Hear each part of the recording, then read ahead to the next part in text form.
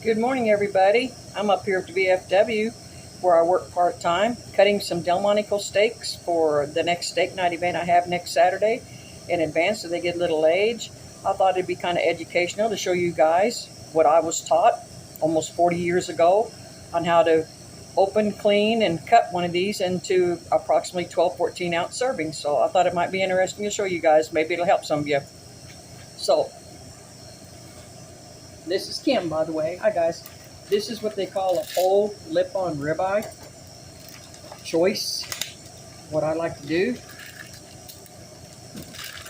open this package up. I've got me some paper towels here to catch my purge.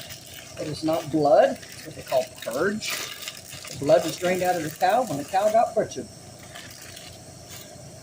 And I have another towel strictly for this purpose that I kind of blot everything off with.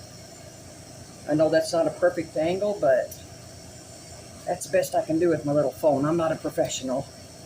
So what I like to do is get all the excess purge off there, and this is going to be a gorgeous one for Delmonico's. You can see that marble already. So what I like to start doing, this is your whole lip-on ribeye, and they call it lip-on because it's got this piece here. That's the lip still on a ribeye cut. When I cut Delmonico's, I take that off. And you'd be surprised how much butchering you can do with your own hands without a knife. So the first thing I like to do is cut these little, I call them riblets. That's my terminology. Cut these little riblets off. Put them in my little scrap bin for the soup stock later on. They're kind of tough and chewy. They don't need to be a part of a choice cut steak. Okay, see how I pulled them off of there? And then I turn this guy around so I can get a good angle on it. Let's see if you guys can still see the meat. Yeah, you can still see it. So then I go down here. There's a natural line right through here. You can take your fingers, pull this tail back, and you can see this lip on will actually rip off. You can help it out a little bit, just a little bit, because you don't want to cut your future steaks up. You can get your knife in there, help your fingers out a little bit.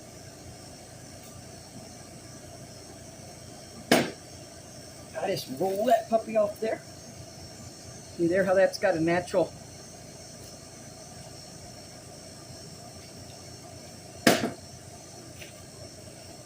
This one got beat up a little bit on the end at the butcher shop. There, now you can see a good idea how that lip-on just rolls off there. Then I take my knife, cut that off. I cut this meat out of here, put it in my scrap bin. I'll set this up here a little bit for a second. I take this row of fat here, trim the gristly part off, cut it in half, cut some more of that meat off of there. Meat bin. I hope you can see that tallow, guys. I put this in my fat scraps, grind it, render it, and it makes the most beautiful snow white tallow we ever saw for soap making. So we'll cut a little bit more of this meat off here, throw that in the meat scraps, but no waste, guys, no waste. Okay, back to our ribeye, which is no longer a lip-on because I cut the lip off. We're going to cut Delmonico's. I'm going to trim up this little bit of gristle on the side here. Nobody wants gristle in their steak. Sometimes a little bit gets left on there. Like I said, I worked at a local restaurant for over 36 years. Kind of been doing this on my own and helping out others. Trying to teach these young kids the old school methods. It's appreciated. A lot of people appreciate it. This is kind of rough on the end here, so I'm just going to cut that off, throw it in our scrap bin. Okay, now you see our beautiful round we got. There's your round. Now I'm going to cut my steaks.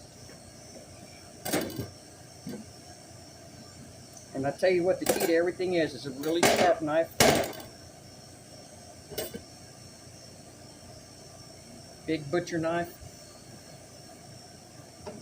And I hone my edge every single time I cut one of these. So I got a good, smooth, even cut. Okay, let's cut some steaks. I'll check the camera here from the other side to see if you can see what I'm doing. Might have to go down here just a little bit more for you to see. That's approximately a 14-ounce cut. Choice Delmonico steak. Said I've been cutting them for 40 years. May not be how you do it, but it's how I was taught to do it. And I'll go around there and see if that camera's catching these so you can see them. Oh yeah, you're getting a good angle of them. Yeah. I like that. I thought that'd be fun to show you guys that. And I've done it for so many times. I don't need a scale. I just eyeball them. Know about where to cut them. Like I said, this one, they got a little radical at the butcher shop. Put a slit down the middle. Sometimes that happens. It'll ruin your cut. Especially whenever you're trying to cook a steak a certain doneness and it's got that open gap in it. So I tend to leave them for medium well, well done.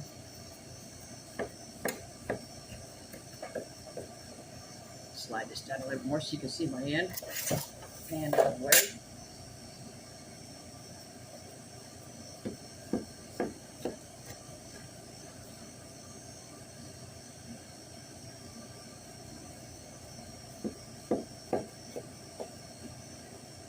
One more. We'll see how we did. Here's my scrap.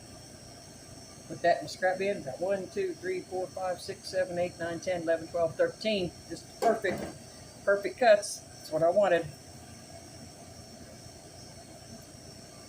There's your Delmonicos.